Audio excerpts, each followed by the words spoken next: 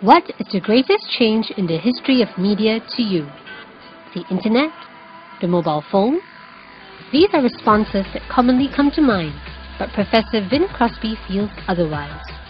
Professor Vin Crosbie is the Adjunct Professor of Visual and Interactive Communications and the Senior Consultant on Executive Education and New Media at Syracuse University. Though he is in his mid-50s, this professor is no fuddy-duddy. His family has been in the newspaper and print industry for 5 generations.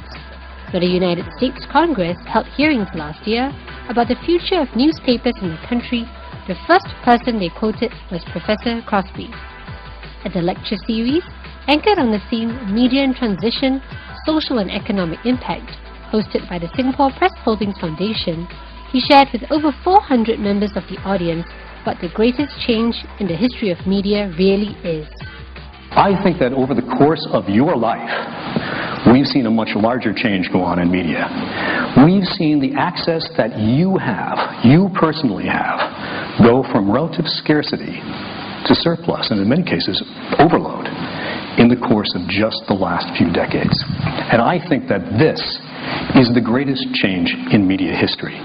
Let me ask you here, because obviously I'm not from Singapore, but if you go back 20 or 30 years, how many newspapers were there here? I know who published them, by the way.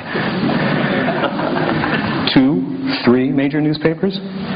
How many television channels 20, 30 years ago? 1, 2? My guess would be English and Chinese. How many magazines on the kiosk and newsstands 20, 30 years ago? 15, 20? And that was your access to media. That plus, of course, the National Library. That was what you received. And you consumed it because, to a large degree, forgive me, and I hate saying this, being from the media industry, you had no other choice.